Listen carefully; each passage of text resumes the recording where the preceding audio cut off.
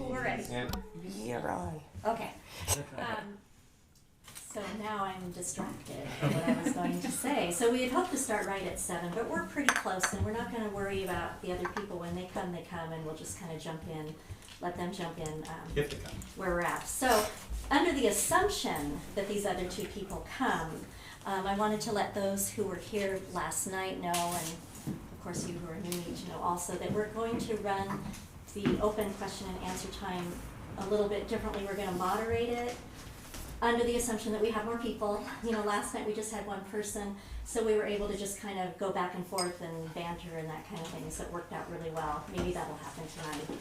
But if it doesn't, we're thinking that it would be wise to keep our questions to 1 minute during that open question time, and then make it clear who your question is directed to, whether you want one person or all of them answered. And yes, and then please raise your hand so that I can call on you, and hopefully we can be equitable in who gets to ask questions. Our goal is to end with these prepared questions by 8 p.m. and then have a half an hour where people, the guests here, can ask you questions in that format that we just talked about. And then hopefully a half an hour where you can just visit with the candidates, as the case may be. So at this point, we're not going to worry about a bell. We were going to, kind of give a 1 minute warning, a polite warning when you have 1 minute left. But being on time has its privileges. Yes, being the only one who has its privileges. So, Felicia, if you want to just introduce yourself, like who you are, how long you've lived in Portland, what kind of involvement you had in Portland politics and that kind of thing. Okay. Well, my name is Felicia Williams. To give you a brief background, I grew up in South Dakota. I have 9 brothers and 5 sisters. My parents were both teachers, but after my 4th sibling was born, my mom became a stay-at-home mom. The social safety net's a pretty important thing for us because it got me out of South Dakota. So I had the blue lunch ticket, then I had the green lunch ticket. So this is free and reduced price lunches because large family. One of the skills that came out of being from a very large family is I'm very good at negotiating for what I want. If you guys have ever tried to order pizza for 20 people or 40 people, as the case might be, that's what I specialize in, is being able to get consensus pretty quickly on that. After I graduated from high school, I joined the military. I was in the Air Force for 5 years. I did command and control, which is exactly what it sounds like. It's managing chaos. So anytime a plane crashed or there was an explosion or a fire or somebody died, my job was to get that under control as quickly as possible. So that's a completely relevant skill for city council. After I got out of the military, I moved to Oregon because Portland has women's soccer and beer and music festivals. So I went to school at the University of Portland. That's where I did my undergraduate degree. And then I went to Portland State University for graduate school in history. And then I also taught at Portland State University and the University of Portland. So I taught history. And I am a published historian. And it turns out that history is a labor of love. And you can't eat prestige. And Sally Mae will get you. So now I work at a biotech company. But part of what I did as a historian was looking a lot at Portland, looking at urban renewal and how social movements really shaped the city. So, and that was part of what got me involved with the neighborhood association. That and my elderly neighbor Louise, who told me that it was time for me to get involved. So, because of that, I showed up to neighborhood association meetings. I was 32 when I joined the board. I was 32 when I was elected president of my neighborhood association. And I've been the president since then because nobody else wants the job. And I was also recently, up until December of last year, I was the president of the Neighbors West Northwest Neighborhood Coalition. So I noticed you had a question on ONI on here, and it's like, I know a little bit about neighborhoods, just a little tiny bit. So part of the reason why I'm running for city council comes directly from the work that I've been doing as a neighborhood association volunteer. It's the work that I do in the trenches every day. These phone calls that I get on public safety issues. Everything that we think about. So I have specific people that I always think about. Mary, she's deaf. Mary likes to ride her bike all over town. And I always think, okay, what happens if she gets nailed by a car? She's not gonna hear him coming. So whenever I serve on a transportation committee, I always think, okay, is that mode of transportation, is the bike lane safe enough that she's not gonna get nailed? That's what I think about. For the people that are living in public housing, like Mary Luce, one of the other Marys, she's legally blind and she has a hoarding problem. And so that was a real challenge for her because she's blind, so she doesn't see the insects, right? So there came a point not too long ago when she was being threatened with eviction. And so I went in and I cleaned her apartment because I realized that if she got out on the streets, she was never gonna get back in housing again. So that was one of those things where I was like, okay, what can I do? And so what I think about now, this is why I'm running for city council, is like, okay, what I can do as a volunteer is pretty limited, but I understand the structural problems. I understand where we need to make these changes, and that's what I wanna do. I wanna make the structural changes. Most people run for office because they wanna be someone, they wanna be the first, they wanna make an impact. And I think that that's where I fall in, is I wanna make an impact. I wanna actually change the system so it functions more effectively and more efficiently. And that's why I'm running. So, but thank you for inviting me here tonight. I'm really glad to be here. Yeah. We're really glad to have you. What would you say are your qualifications that you believe would make you effective on the city council? Well, I have the two big ones I think that really come to mind too. I have an insatiable curiosity. I love cities. I love the way that they all fit together, all little pieces. So, thinking about like how the land use works with the transportation infrastructure and how the public safety feeds. Like, it's a big puzzle, and I like to see how they all fit together. So that's kind of what I did with history. It's always like the question is like, how did we get here? And then figuring that out, putting all the pieces together. And cities are like that. Urban planning is fun. And then I think the other, really two things. One is the managing chaos. I'm very good at that, getting a situation under control. I like things to be orderly. I like them to be efficient. I like them to be effective. And I look at city council right now, and we are not a city that's particularly effective or efficient. Why would you say that? I'm kind of interrupting you, but why would you say that? Commission form of government. Mm-hmm. I think the commission form of government actually directly undercuts our ability to be an effectively governed city. And so what would it be instead of commission form of government? What would it look like? I think in the perfect world, there are several things that I would definitely want charter change for. First one, get rid of the commission form of government. So we have geographic representation, geographic districts, with two at-large, an at-large mayor and at-large deputy mayor. So straight, change that format. I also think that there should be a 2-year budget cycle, or 3-year would be ideal. Because what I see right now with the budgets is it's just basically a shell game. The bureaus, the commissioners and the bureaus will cut core functions of the budget, and then at the end when there's a budget surplus, they give it away to their friends. And I see this all the time. I'm like, okay, this has to end. So I really think that needs to change as well. And then, in addition to that, I think that we need to get rid of having commissioners directly in charge of bureaus. That has to go. Because there's too much cronyism that happens there. There's too much pay to play, there's way too much cronyism. And it's also pretty ineffective. So if you get one commissioner who's in charge of a bureau for a long time, and they don't particularly care what the bureau does, basically you've just delegated all decision making to whoever the person is that's in charge of the bureau. So, and I think that's a real problem with the current system. So that does need to change.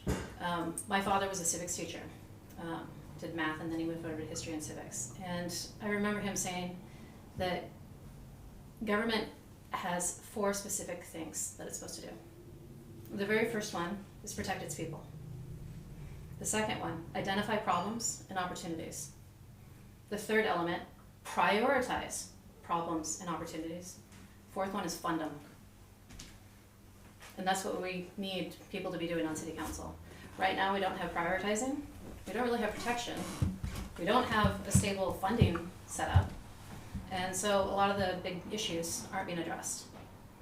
I'm going to give you a concrete example of how this is one that's so easily fixed. Streets. How many miles of unpaved streets are there in Portland? Well, in It's a lot. It's only 50 miles. Right over here. It's only 50 miles. All in Montavilla. 50 miles. It's 50 miles, that's it. 50 miles. So how many miles of streets need sidewalks? It's like 250. So guess what the cost is per mile to put all of that in? No idea. $120,000. Wow. Per mile. So, per mile. This is it. So right now the city collects system development charges every time there's new developments that come in, and they can be distributed citywide. There are some restrictions on them. I was talking to a guy who works for the Bureau of Transportation, and he said, you know, I hate doing these local improvement districts because it puts the pressure on the property owners. We can't convince them to pay in. It's stupid. It's a waste of my time. But what we could be doing is taking $4 million from PBOT, the Bureau of Transportation, $4 million from the Bureau of Environmental Services, put that together for $8 million, and you could wipe out all of the paving needs in the city within 2 years. That's it. Prioritize. Fund them. And so this is one of those things where we don't get that right now in city council. So that's what I think we should be doing. And if I get elected, I'm going to be coming back to you in about 3 years asking for charter changes. So, because there are things that we need to change. So, yeah. Anything else that you would add about your qualifications for this office? I know the city and I love the city. Portland's my passion. I do this because I love Portland. I don't have any strong desire to be the first at anything. I'm number 10 out of 15. I'm not ever going to be the first at anything. But, you know, I really like the idea of being able to take the city that I love and to be able to improve it. I had a supervisor in the military, Sergeant Veronica Ford, and one of the things that she told me was always try to make each place better than the way you found it. Try to leave it better than you found it. And that's what I want to do. That's why I'm running. It's because it's not about me. I don't really care about that element. What I care about is making Portland a better place for all the people that I know. What are the 3 biggest challenges, do you think, here in the city of Portland? You've mentioned some things, but maybe you want to expand on those or add some things to that. Homelessness. I think the number one issue that we have to get under control is homelessness. We absolutely have to get this under control. It's having a profound negative impact on the city.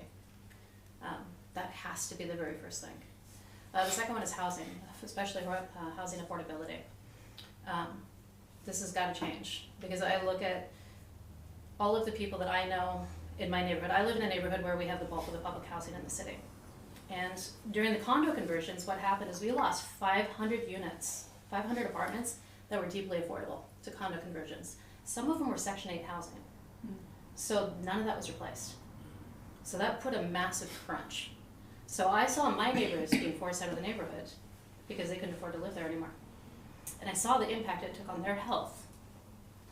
So we have to get the housing under control. And the third one that's actually directly related to this as well is public safety.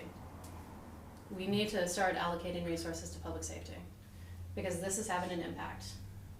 So, and I'm going to throw in a fourth one just because it's fun. I told you what I did in the military, plane crashes, emergency preparedness. I really think that we need to be doing a better job of being methodical in the way that we approach emergency preparedness. And did you have any particular things that you wanted to add about how you would address those challenges? You've talked about the charter of the city. How would we, what's a couple things that we could do to address this homeless crisis, this housing crisis that you're talking about? So the number one thing that I was thinking about, I'm not the person, if you want somebody to design inside of a room what public housing is going to look like, I'm not the person to tell you what color the paint is. I'm not the person to tell you where to put the couch. I'm the person who looks and says, okay, this is going to cost money. This is going to cost an insane amount of money to be able to take care of housing, creating more housing. So I was looking around because I kept thinking, like, there's got to be some sort of a model that we could be using. And I found one. It was published last July. It's an interesting book called The Public Wealth of Cities. It's called an urban wealth fund. It was used in Copenhagen. And they redeveloped their harbor. And what they did is they retained ownership of the land as a public asset, right? And they do what, basically what Greg Goodman does with his properties downtown. He allows it to be privately developed and then makes money off of it through ground leases and property taxes, right? And that generates a lot of cash. It generated so much cash in Copenhagen that they were able to completely revitalize their transportation network. They redid the entire thing. And they were able to build a heck of a lot more public housing. So they were able to make so much money off of it. It was a raging success. Hamburg, Germany implemented it. It's working really well in Hamburg.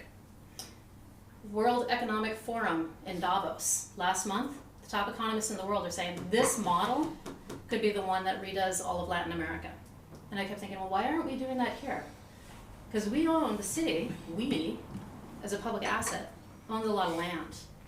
So for example, the post office site, that's extremely developable land, very valuable. why sell it off to developers? Why not keep it as a public asset? Take the money that you can generate from that and use it to buy down rents or build more housing. So government would be a landowner. The government is a landowner. A landlord. They already are. But part of the challenge is that what we do now is very short-term thinking. So for example, Multnomah County owned the bridgeheads, right? Valuable land, waterfront property. They sold it off. That's what the city's habit always is to buy property and sell it off. But instead of doing that, manage it as an asset.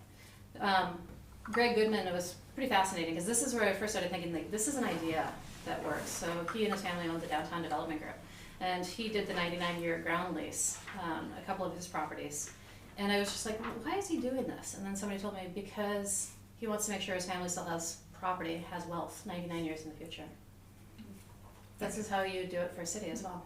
Can I ask a clarifying question then? So Yeah, would absolutely. you be, given that you're saying you want to inject some private funding and some private management within a government that's already an asset to the government, you would then, I would assume, be in support of the constitutional change for allowing private commingling of public funds? Is Yes. that okay? So you're But we already do this. The 10th and Yam Hill Smart Park Garage, so that's owned by the Bureau of Transportation.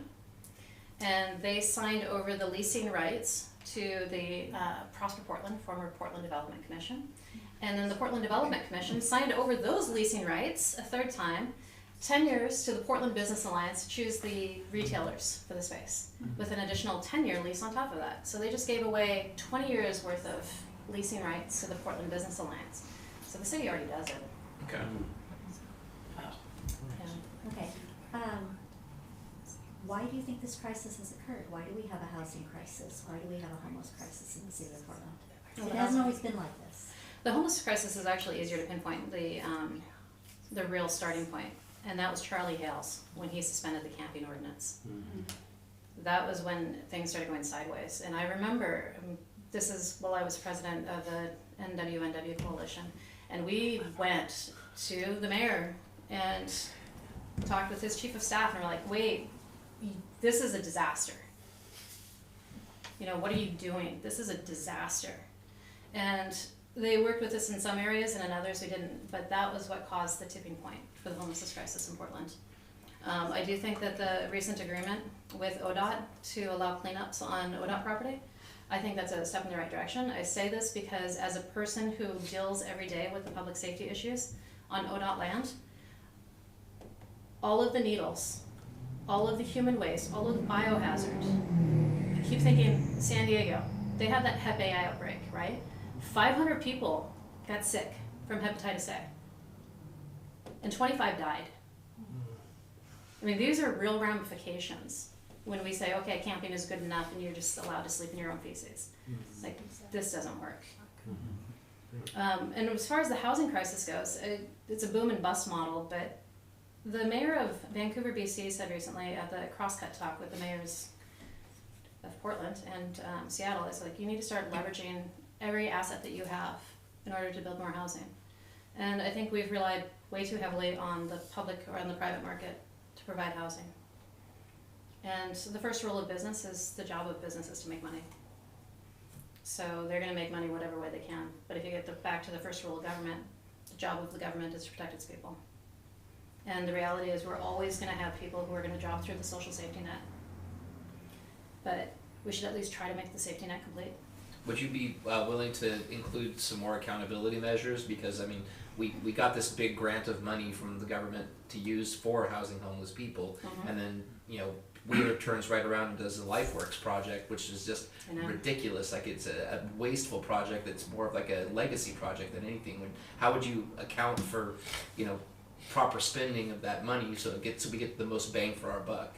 I think that one of the first things that we need to do is a 2-year budget cycle. We absolutely have to do that. Because every year we've been doing 5% budget cuts, and that money's been going to a Home for Everyone, and then a Home for Everyone gets it, and then they distribute it among all the different nonprofits. Back in the late 1990s, we had the youth continuum that was revamped. So homeless street youth. You guys remember the 90s runaway train?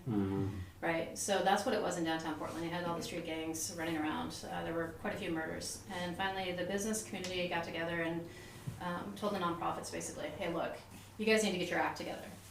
If you don't, we're going to stop donating money. And so they worked together to revamp the youth continuum. And what they did is set clear metrics for success. The first metric was, okay, rapid rehousing or family reunification, right? And so we're talking several thousand people under the age of 24 on the streets of Portland in the mid-90s. So the next thing that they did is they said, okay, we're going to choose 5 providers, no more replication of services. Single point of entry. If John checks in at NIA and then he checks in later at Central City Concern, you need to actually put into the computer what John accessed at both places. So that way it's, again, a complete safety net wrapping around them. And they did limit the number of providers. It worked. In the last point in time count, there were less than 200 people under the age of 24 on the streets. We're talking down from thousands. So when I look at a home for everyone right now, there are 24 different providers, and there's a lot of overlap in services, and there's also a lot of gaps. So it's like, why don't we do what we did in the 90s with the youth continuum and do the same thing with the adult continuum? But again, this is going to cost a lot of money because mental health issues, addiction issues, and actual just straight up physical health issues have to be addressed. So in order to do that, again, it gets back to, okay, well, how can we generate money that's not going to be property taxes? And so that's where that gets back to the urban wealth fund. It's like, how do we generate enough money to be able to fund these services, to fund a complete safety net? How do you do that? The urban wealth fund model. Yeah. It's incredible just thinking like, okay, if we did this, we could really take care of a lot of the problems in Portland. So I mean, just because I'm trying to really understand what you're talking about, Yeah. you're saying basically having like a public trust and draw off the trust to manage the properties individually, and as they turn profit, reinvest it back into the system. Is that what you're saying? I think the easiest way to describe it, are you guys familiar with the community land trust model? Vaguely. Vaguely. So it's basically they own the land, but let me see if there's an easy way to describe it. So right now in an urban renewal area, we have tax increment financing. So what happens is every piece of property that's developed, all the property taxes that come out of that are reinvested directly back in that urban renewal area. So like the Pearl District, all of the money generated there goes back in. So this is the same thing that you can do if with any sort of publicly owned land managed as an asset. Take all of the revenue that you're getting from it, all of the property taxes that you're getting from it as well, and reinvest it. Does that makes sense? Yeah, because Yeah. in our neighborhood, like hyper locally, people are talking about coming up with a similar model to manage the zombie homes that we have Yes. that are with derelict owners, and trying Yes. to figure out a way to, if the owner doesn't wish to make it a marketable piece of property, giving the county or the city, as it were, first dibs at making it something that can be used to house these people that are currently living on spring water or wherever else, or just in a difficult transitional phase in life, like in a human solution shelter or whatever. Basically using the clout and the influence and the resources that the city and the county have to make these properties habitable again. That's what I mean. If you can make that happen, you'd be a hero in Brentwood, Darlington, where I'm from. Yeah. Yeah. I mean, if you It's can, not insurmountable. I think the biggest challenge right now is with the commission form of government, every bureau owns its own property. And so this would actually strip away the property ownership from individual commissioners, individual bureaus, and make it more of a citywide asset that's actually managed. So like right now, BDS is managed by Commissioner U. Daly. BDS is the one responsible for all those houses. Yeah. And it doesn't work very effectively. Correct. So yeah, it's just getting back to like, okay, we have assets, we don't manage them. So if we started actually managing them in the public interest, that would generate a lot of wealth, and it would actually take care of a lot of the problems like the zombie houses, it would take care of a lot of the camping issues, it would take care of a lot of the just general lack of housing issues. So yeah. I'm going to move through the next couple questions with you so that we can open up the time to more questions like what Grant is at. No, not at all. No, because Big no. this is working out it's really good. well. The questions are very As long as you relevant. leave time for the other two. Yeah. There you go. We should bring you there. Okay, so one of the questions that I added was, what will you do to involve Portland citizens in the decisions City Council considers? So one of the things that, there was an election a couple of years ago, and my state representative was running against somebody for city council. And I remember as a neighborhood association person, we had kept inviting her over and over and over again to all of our events and all of our meetings, and she never showed up. I didn't vote for her because I remembered that. She didn't show up. It was not important enough for her to be there. So it's like, okay, you obviously don't want my vote. Otherwise you would show up. And so this is one of those things that I always think about. The job of an elected official is to show up. It's to be here. I was really lucky. Mayor Katz was my neighbor. And she was mentoring me. And she said, you always need to remember this. Set time on your calendar make sure that you've got that time on your calendar. So if you want to have a meeting with the business groups, you need to set that up. You need to make sure that you're going out to the restaurant owners. You need to make sure that you're going out to the public safety stakeholders. You need to make sure that you're setting this on your schedule, and you make sure that you go do it on a regular basis. And Now, it at works. present, we have meetings where people can come to the city council, what is it, every Tuesday? Every or Tuesday, something like yeah. that? What do you think about that process? Is there some way we can improve that? And Again, I think this really gets back to the kinds of people we elect to city council. If they can be so completely insulated and continue to get reelected over and over again without ever having to show up, part of an elected official's job is to meet people where they are. Their job is to represent us. And so they should be out here publicly on a regular basis. Okay.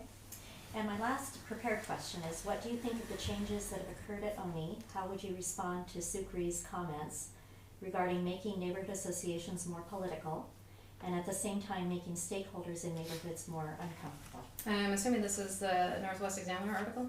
Yes. Yes, it is, yeah. Um, Or Southeast Examiner, I think it's Southeast Southeast Examiner. Examiner, yeah. Excuse me, Yeah. can you clarify what this is about?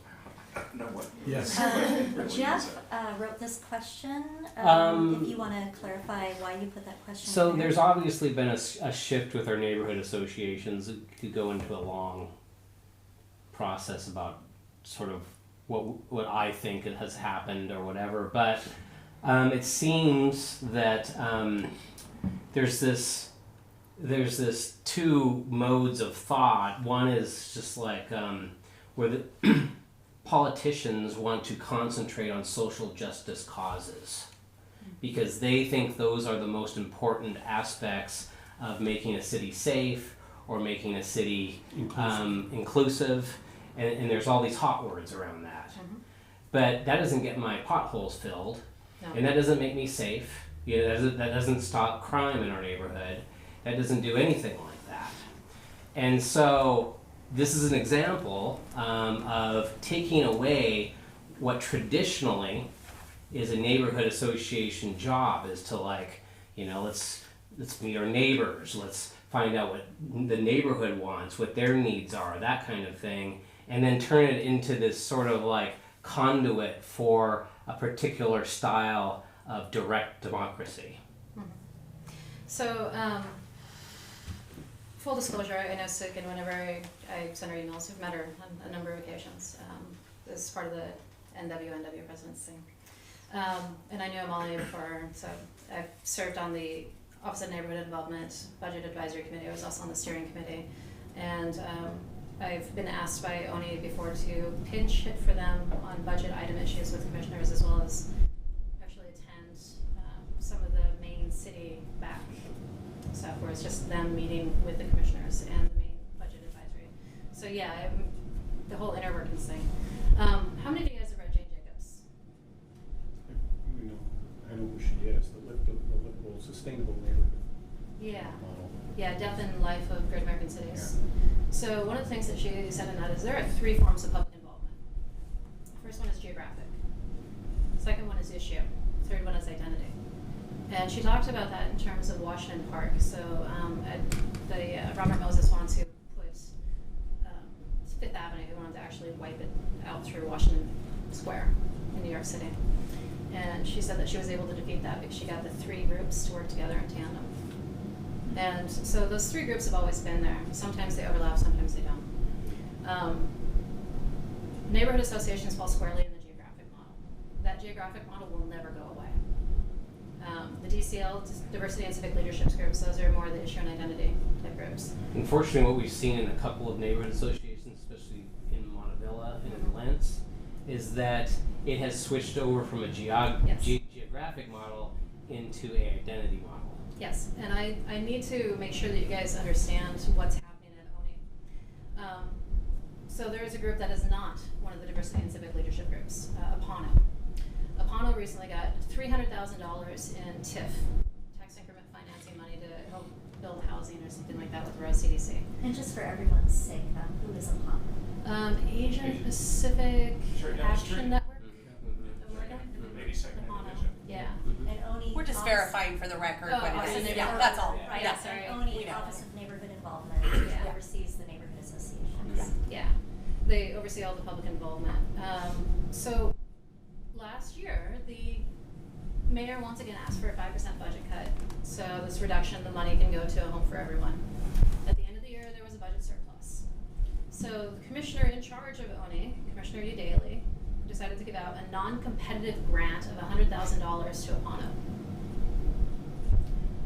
This is where you guys need to really think about who you elect in this race and who their cohorts are, who their advisors are, because there is a tactic that's being used by a lot of commissioners where they look at that 5% budget cut and then the budget revenue afterwards, money to give away to all their friends. It's a pat on the back.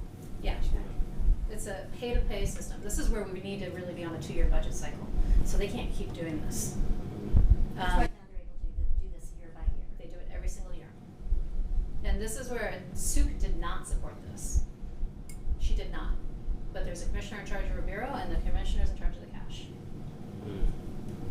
So part of what's happening here, this isn't actually Suk. This is actions by the commissioners that were in charge. And this process is accelerating. And this is where, again, you need to really look closely at which of the candidates is affiliated with which groups. Because there's going to be a lot of political cronyism happening and a lot of kickback action happening. So pay attention. I ask you, please pay attention. Because there are a lot of different people affiliated with a lot of different organizations.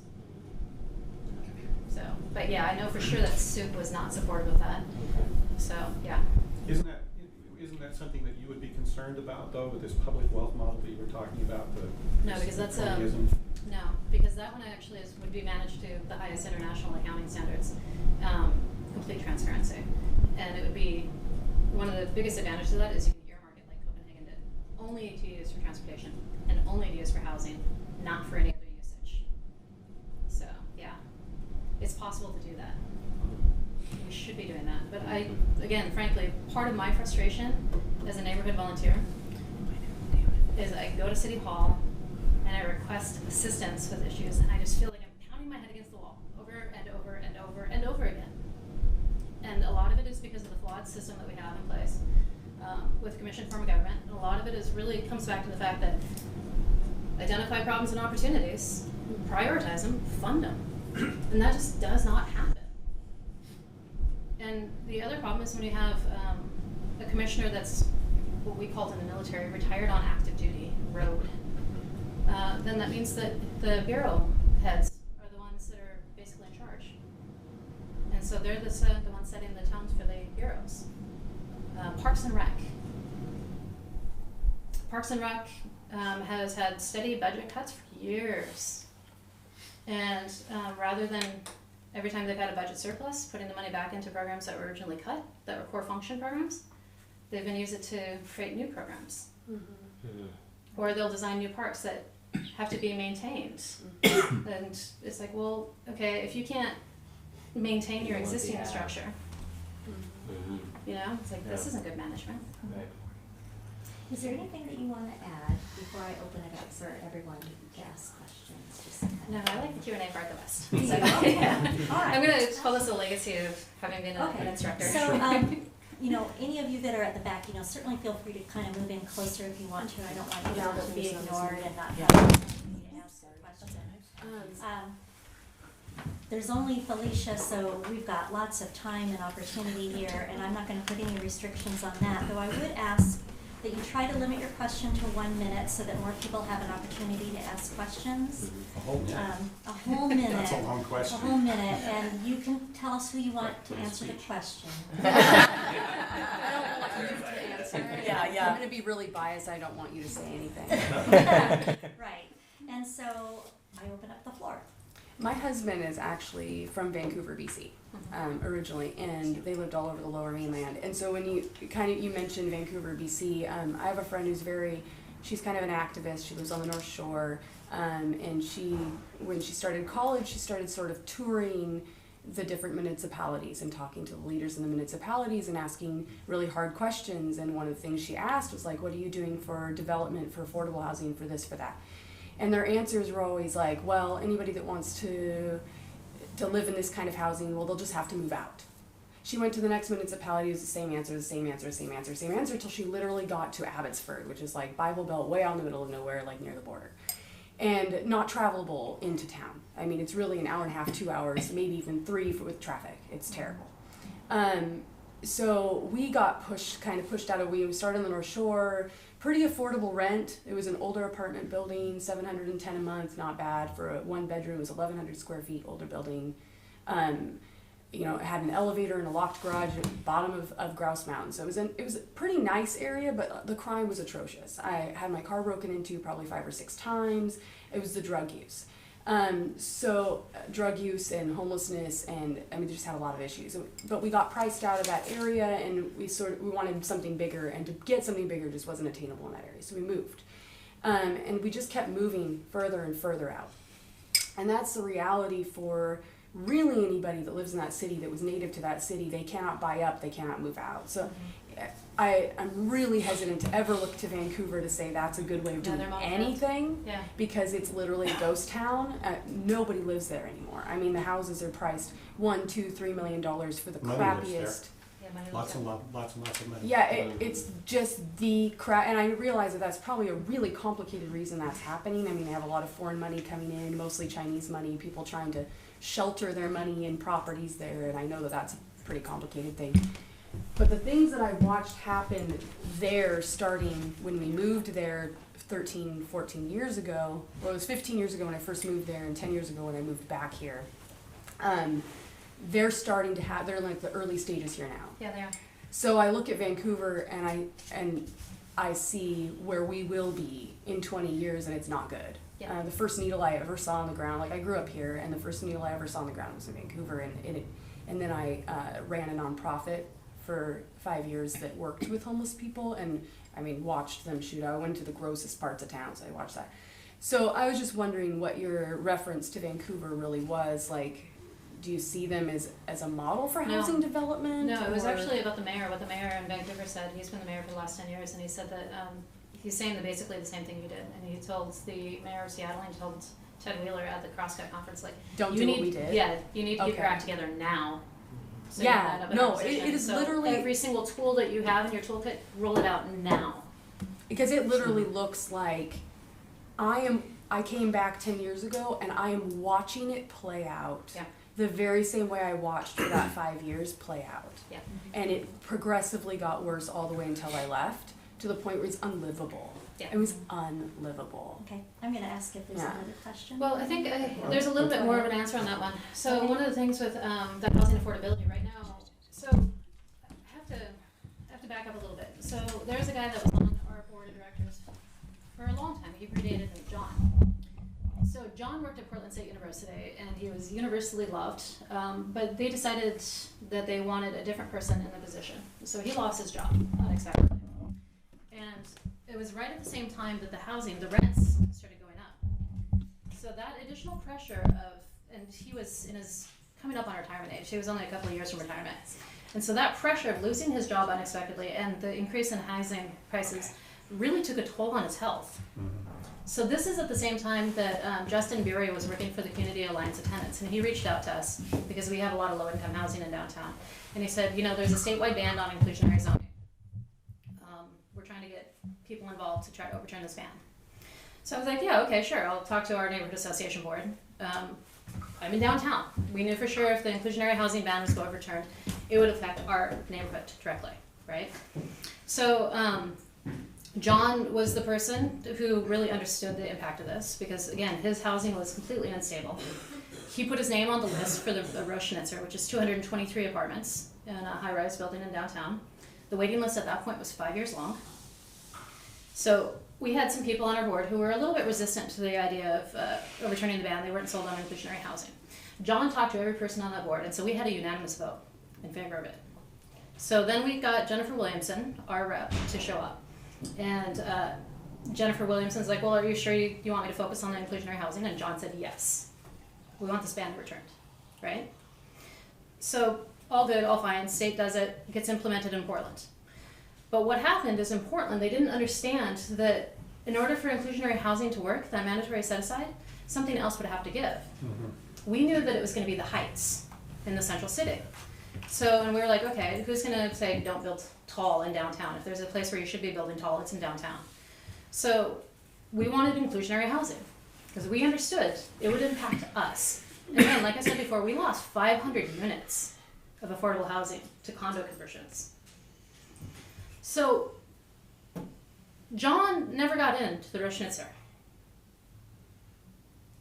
Last week, when Chloe U. Daly cast that vote to kill the River Place Amendment, it's like, what the hell?